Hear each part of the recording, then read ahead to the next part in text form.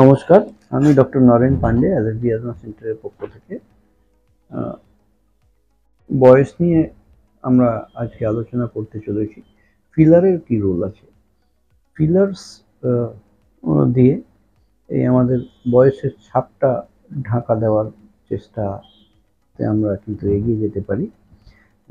অনেক মানুষ বয়স 35-40 হলেই কিন্তু নাকের গোড়ায় ভাঁজ চলে আসতে চালু হয়। এই সমস্ত কি করে কভার করা যায়,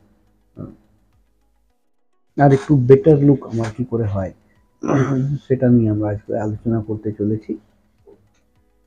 আপনারা যারা নতুন দর্শক এসেছেন ওনাদের অনুরোধ করব লাইক, সাবস্ক্রাইব, কমেন্ট, শেয়ার করে যেতে। আর কোনো দর্শক যারা লাইক, সাবস্ক্রাইব, কমেন্ট, শেয়ার করছেন ওনাদের অনেক অনেক ধন্যবাদ জ্ঞাপন করি।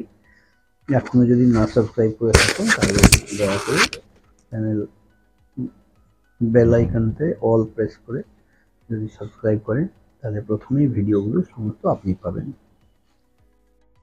ফিলার্স বলে একটা কথা আছে, ফিলার্স নিয়ে অনেকে জানেন, চর্চা থাকে, মার্কেটে লোকেরা জানে যে ফিলার্স কি হয়। ফিলার্স হলো হাইলোরোনিক অ্যাসিড বলে একটা বস্তু হয় যেটা আমাদের শরীরের মধ্যে প্রডিউস হয়, তৈরি হয়। ওই তৈরি হওয়াতে আমাদের চেহারাটা টান টান করে রাখে। এবার 35, 38, 40 বছর এজ হওয়াতেই কিন্তু হাইলোরোনিক অ্যাসিডটা প্রোডাকশন বন্ধ হয়ে যায়, আমাদের শরীরে নর্মাল হাইলোরোনিক অ্যাসিড প্রোডাকশন বন্ধ হয়ে যায়। যখনই প্রোডাকশন বন্ধ হয়ে যায় তখনই আস্তে আস্তে আমাদের ফেসের স্যাগিনেস চলে আসে, এটা নিচে নাবতে পড়তে আরম্ভ করে। আর এই জায়গা ন্যাজোলেবিয়াল ফোল্ড, নাকের মাঝখানে এরকম ভাঁজ টাইপের জিনিস চলে আসে। তো এই ন্যাজোলেবিয়াল ফোল্ড দেখতে একটু বাজেই দেখায় এবং চেহারাটাও স্যাগি হয়ে যায়। তো এই ন্যাজোলেবিয়াল ফোল্ড কারেকশন করতে গেলে আমরা যেরকম হাইলোরোনিক অ্যাসিড প্রোডাকশন যেই বন্ধ হয়ে গেল, এই স্যাগিনেস চলে এলো, তখনই আমাদের কাছে উপায় কি আছে? আমরা সলিউশন যেটা করতে পারি সেটা হচ্ছে হাইলোরোনিক অ্যাসিড বাইরে থেকে দেওয়া। বাইরে থেকে কি করে দেওয়া হবে? ইঞ্জেকশনের মারফতে ঠিক এই নিচে বোনের উপরে আমরা হাইলোরোনিক অ্যাসিড ফিলার্স মানে ফিল করে দেওয়া, ভরাট করে দেওয়া।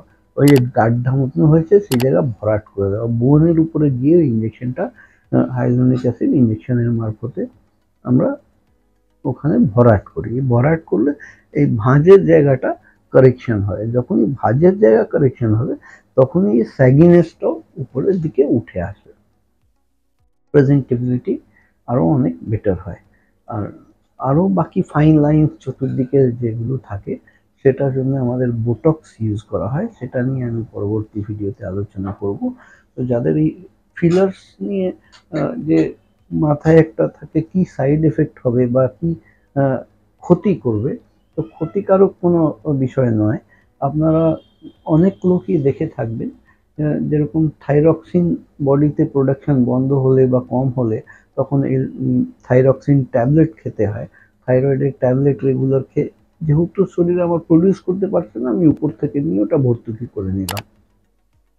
ঠিক সেই রকমই আমাদের বডির নিজস্ব হাইলোরোনিক অ্যাসিড যখন প্রোডাকশন হচ্ছে না তখন আমি বাইরে থেকে ওটাকে দিয়ে for the time being makeup করলাম।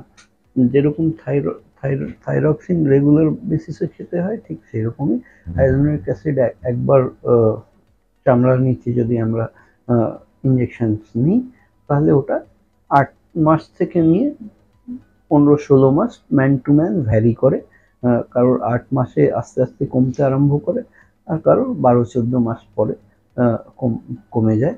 তখন আর একটা রিপিট হাইলোরোনিক অ্যাসিড ইঞ্জেকশন নিলে কিন্তু সলিউশন হয়ে যায়। জেনারেলি আমরা দেখেছি একটা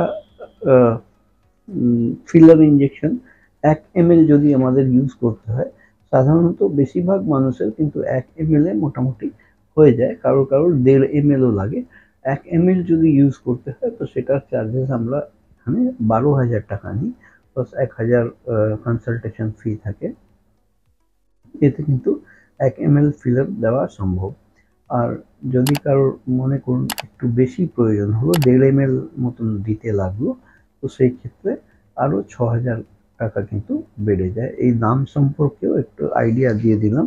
তাহলে যদি আপনাদের কারোর এইরকম পরিষেবা নেওয়ার প্রয়োজন থাকে তাহলে স্ক্রিনে ডান দিকে নিচে যে নাম্বার দেওয়া আছে 7278034776, এই নাম্বারে কল করে অ্যাপয়েন্টমেন্ট নিয়ে সেই পরিষেবা নিতে পারেন। আজকের মতন এখানেই শেষ করলাম। আমি ডক্টর নারায়ণ পান্ডে, অ্যালার্জি সেন্টারের পক্ষ থেকে। আপনারা ভালো থাকুন, সুস্থ থাকুন, খুশি থাকুন। যদি ভিডিও ভালো লাগে একটা লাইক দিন।